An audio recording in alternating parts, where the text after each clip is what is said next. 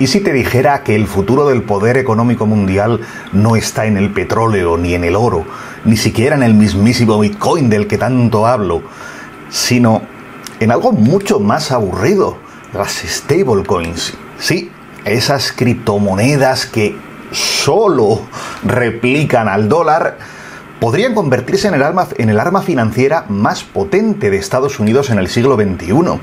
Un arma que no solo refuerza la hegemonía del dólar, sino que además financia la deuda colosal del país.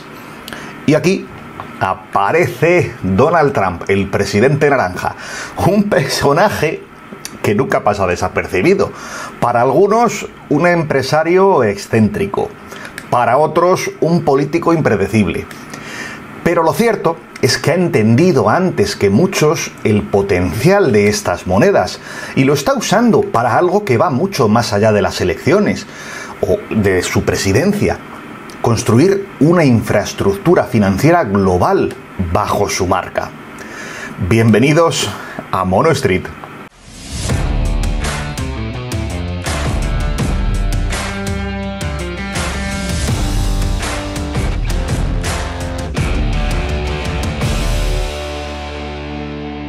La historia económica siempre ha tenido familias que se adelantaron a su tiempo, visionarios que vieron la oportunidad antes que nadie y que levantaron imperios. Tenemos a los Rockefeller, fundaron Standard Oil en 1870 y llegaron a controlar el 90% del petróleo de Estados Unidos, acumulando una fortuna equivalente en millones actuales a 400.000. O por ejemplo los Rothschild, que construyeron una red bancaria internacional que financió guerras, monarquías enteras. De hecho, se ganaron el apodo de la banca de los reyes.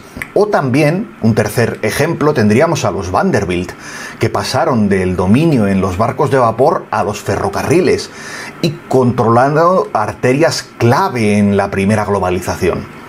Como veis, cada era industrial tiene a sus gigantes. En el siglo XIX fue el petróleo y los ferrocarriles, en el XX fue la banca y la industria, y el siglo XXI, nuestro siglo XXI, será el de la deuda y el dinero digital.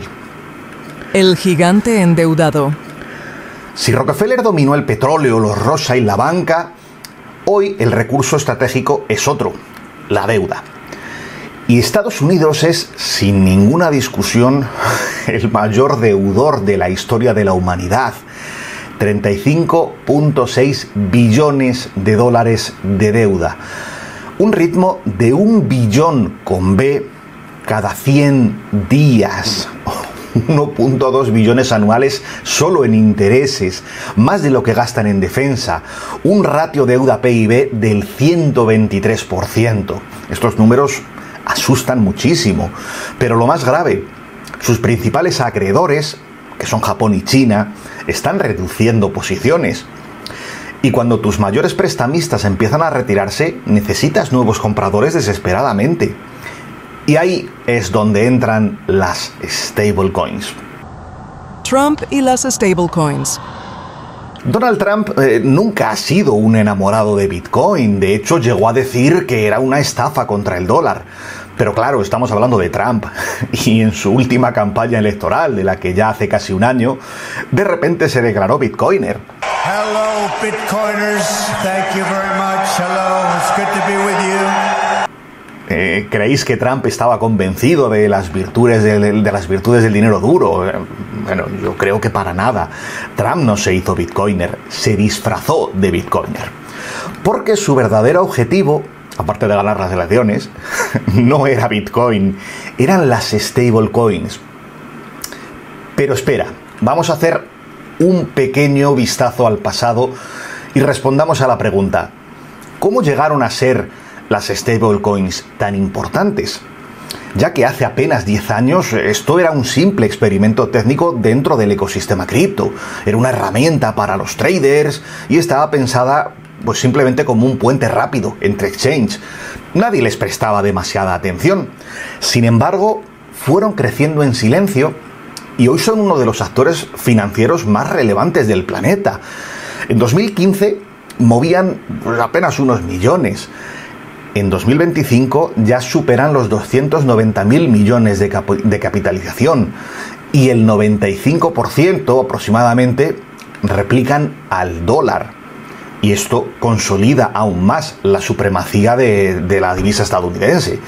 Tether, que es el mayor emisor, este dato a mí me levanta la cabeza, tiene más bonos del Tesoro de Estados Unidos que países como Alemania o México. Alucina. En 2024, otro dato muy potente, las transacciones en stablecoins superaron incluso a las de Visa. En países emergentes como Argentina, Turquía, Nigeria, se han vuelto un refugio frente a la inflación. En otras palabras, lo que nació para escapar del sistema, hoy lo financia. Y ahí entra nuestro amigo Naranja. Las stablecoins no se sostienen en el aire. Están respaldadas por dólares o, sobre todo, y esta es la clave, por deuda estadounidense. Eso significa que cada vez que alguien compra una stablecoin, en realidad está financiando indirectamente al Tesoro de Estados Unidos. Y eso es exactamente lo que necesita Trump, seguir imprimiendo dinero y tener a quien colocarle los bonos. Por eso ha movido ficha. Tuvimos a la famosa Big Beautiful Bill, de la que ya hablamos en otro vídeo, que regula este sector. Tuvimos también a la Genius Act, que obliga a que toda stablecoin esté respaldada al 100% por efectivo o bonos del tesoro, efectivamente. Incluso tiene un proyecto personal, el World Liberty Financial, que es una plataforma cripto que ha lanzado junto a su familia y que tiene su propia stablecoin, el USD1 o el USD1. En la práctica es un banco paralelo en la blockchain alineado con Estados Unidos, pero con el sello de Trump en la puerta, naranja y brillante. Tres futuros radicalmente distintos. En este punto merece la pena aclarar algo.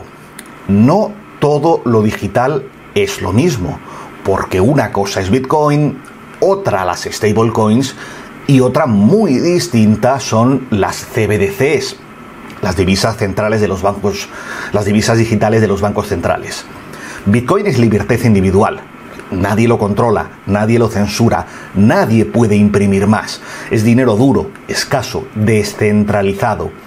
Las stablecoins podrían considerarse incluso el dólar 2.0.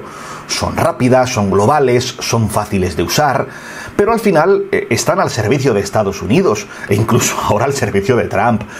Por otro lado, las CBDCs, son el sueño húmedo de cualquier burócrata autoritario. Es dinero estatal digital, programable, vigilado y con un control absoluto sobre lo que puedes o no puedes hacer con tu dinero. Tres tecnologías que a simple vista parecen similares, pero que representan tres futuros radicalmente distintos. Uno es libertad, otro hegemonía y el tercero es vigilancia. Escenarios futuros y peligros. Si el plan de Trump sale bien, las stablecoins se convertirán en el caballo de Troya perfecto. Es una forma de extender el dólar a cada rincón del planeta sin necesidad de bases militares ni de acuerdos comerciales. Y lo más interesante es que ya no hablamos de una posibilidad. Esto está ocurriendo. Cada transacción en stablecoins en la práctica es un voto más por la hegemonía del dólar. Y las cifras lo confirman. Atención, el mercado de las stablecoins ya supera los 280.000 millones. Solo el mes pasado se movieron 752.000 millones en transacciones, una auténtica barbaridad, y que es prácticamente el doble que hace un año. El número de usuarios pasó de 27 a 46 millones de billeteras activas en apenas un año, en apenas 12 meses. En 2024, el año pasado, se procesaron más de 28 billones con B, superando no solo a Visa, como os decía antes, a Visa y Mastercard juntos.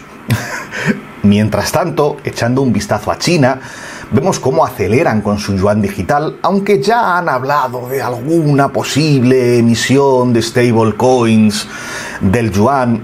Eso lo dejaremos para otro vídeo. Pero China no está sola, porque en la última cumbre de los BRICS, ya sabéis, China, Rusia, India, y otros tantos, bueno, se reforzó esa idea de comerciar fuera del dólar. De hecho, ya se han registrado transacciones entre miembros de los BRICS en monedas locales, lo cual es un desafío directo a la supremacía del billete verde. En paralelo, también están avanzando con el proyecto BRICS Pay, del que podemos, si queréis, hablar en otro vídeo. Es una infraestructura, dicho muy resumidamente, de pagos alternativa al sistema SWIFT. Algo que, bueno, por otra parte China ya tiene, pero quieren expandirlo. ¿Qué pasa en Europa? Bueno, el BCE, el Banco Central Europeo, siguen insistiendo en que el euro digital va a ser respetuoso, seguro, respetuoso con la privacidad, dicen. Solo basta con leer la letra pequeña. Será dinero programable, con límites de uso y con posibilidad de bloquear gastos. En otras palabras, es un corralito digital preventivo. Y lo más preocupante, a diferencia de Estados Unidos o de China, Europa ni siquiera tiene un plan de poder global. Su única obsesión es controlar el consumo interno. Mientras la economía se estanca, la demografía envejece y, inevitablemente, su peso en el mundo se reduce. Es decir, mientras Estados Unidos y los BRICS juegan una partida de ajedrez por esta hegemonía global, Europa lleva un cuchillo de cocina a un campo de batalla nuclear. En fin, no me quiero enrollar mucho más sobre todo esto. Y si queréis profundizar más en el tema de las CBDCs, ya tengo un par de vídeos en el canal dedicados a explicar sus riesgos, cómo te pueden afectar la vida diaria, así que os recomiendo echarle un vistacillo a esos vídeos después de que terminéis este. Geopolítica del dinero digital. Hasta ahora hemos hablado de Trump, de las stablecoins, de cómo China y Europa planean sus alternativas. Pero si miramos el mapa completo del dinero digital, los números dejan claro quién sigue mandando. Y es, al menos por ahora, el dólar. Fijaos, os voy a soltar unos cuantos datos. El dólar a día de hoy representa el 27% del PIB global. Supone el 57% de las reservas internacionales de los bancos centrales. Está presente en el 88% de todas las transacciones globales. Y algo muy clave, el 95% de las stablecoins del mundo replican al dólar. El euro, bueno, aún conserva el 20% de las reservas internacionales, pero va decreciendo. Y en el terreno cripto, en el terreno stablecoins, es prácticamente irrelevante. El euro digital sigue en fase de pruebas. Todavía no podemos hablar de adopción real, pero posiblemente nos caiga muy pronto. Y el yuan, por su parte, bueno, China presume mucho de su yuan digital, lanzaron un piloto, ya lleva un cierto recorrido importante que nos permite sacar conclusiones y datos, como por ejemplo que ha alcanzado a más de 300 millones de usuarios dentro del país. Yo lo viví y no lo usé, pero vi usarlo cuando estuve allí la última vez. Pero en cualquier caso, fuera de sus fronteras, la adopción internacional es mínima. Y de hecho ni siquiera países aliados de China lo usan significativamente. ¿Qué pasa con el yen en Japón? Otro de los grandísimos compradores de deuda americana. Ellos tienen una deuda del 265% respecto a su PIB. Es la más alta del mundo, o del mundo desarrollado. Y eso, claro, limita muchísimo su margen de maniobra. Y en la carrera del dinero digital, a día de hoy prácticamente no pintan nada. Veremos cómo van actuando en los próximos meses / años. Pero bueno, en cualquier caso, en resumen, por mucho que Europa hable de euros digitales y China de yuanes digitales, el mundo a día de hoy sigue girando en torno al dólar.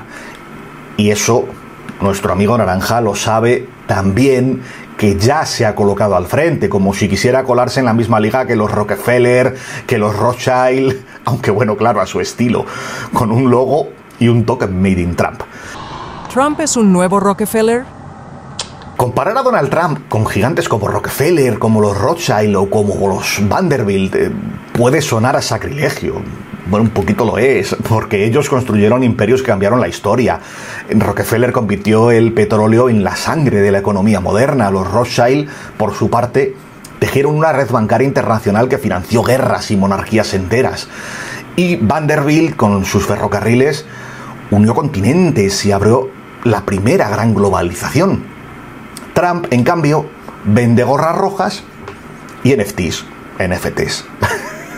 Pero sin embargo, hay un paralelismo que no podemos ignorar en todo esto. Rockefeller dominó el petróleo, Rothschild la banca, Vanderbilt el transporte, y Trump quiere dominar el dólar digital. No con refinerías, ni con bancos, ni con locomotoras, sino con stablecoins y con leyes a medida, y bueno, sí, también hasta un token con su apellido. Pero esto no quiere hacerlo con un plan a 100 años vista, sino con una marca personal, que mezcla política, espectáculo y claro, y finanzas, evidentemente, pero con un instinto oportunista para aprovechar la ola del momento. La pregunta es, o la que yo me hago al menos, ¿es Trump un titán histórico o es simplemente un showman con suerte? Personalmente creo que más que un Rockefeller del siglo XXI, pues parece un imitador que intenta colarse en ese club de los titanes con el único recurso que domina de verdad: el marketing. De hecho, si logra consolidar las stablecoins como columna vertebral del dólar, entrará en los libros de historia, no como un visionario, pero sí como el político que convirtió un experimento cripto en un instrumento de poder global. Un Rockefeller en versión reality show, si queréis decirlo así, con mucho más maquillaje y bastante menos petróleo. El tablero final. Nos acercamos al final del vídeo, así que vamos a por la conclusión. El dinero siempre ha sido una herramienta de poder. En el pasado fueron el petróleo, el oro, la banca, hoy las stablecoins son las que se han convertido en el nuevo campo de batalla. Y en este tablero cada jugador mueve sus fichas. Trump apuesta por las stablecoins para reforzar el dólar y para sostener la deuda o para colar la deuda. China acelera con el yuan digital, como ese arma estratégica que pretende ser. Y Europa, como siempre, atrapada en su burocracia. Se limita a diseñar un euro digital que parece más un corralito preventivo que una revolución monetaria. La pregunta es, ¿qué significa esto para ti como individuo? La respuesta es muy sencilla, que cada vez más tu dinero depende de lo que decidan los políticos, los burócratas y por supuesto los banqueros centrales. Y que el riesgo no está solo en el poder adquisitivo, en perder ese poder adquisitivo, sino también en perder libertad. Porque en el fondo, todo este tablero, las stablecoins, las CBDCs, leyes, proyectos grandilocuentes, está diseñado para servir a los estados y reforzar su poder. Y solo hay una excepción a todo esto: Bitcoin. Las stablecoins posiblemente prolongarán la vida del dólar. Las CBDCs, sueñan con vigilar cada movimiento y posiblemente lo harán. Es capaz de ellas, por Dios. Pero Bitcoin sigue ahí, incorruptible, fuera del control de presidentes, de burócratas. Así que mientras ellos juegan a ese ajedrez de la geopolítica, Bitcoin es el único refugio que no pertenece a nadie. Y por eso precisamente puede pertenecer a todos. Bueno, y concluimos el capítulo de hoy citando precisamente a uno de los titanes de los que hemos hablado en este vídeo, Amschel Rothschild, que dijo algo que nos viene muy bien en este capítulo: dadme el control del dinero de una nación y no me importará quién haga sus leyes. Y yo añado, recuerda, cuestiónatelo todo, incluso esto.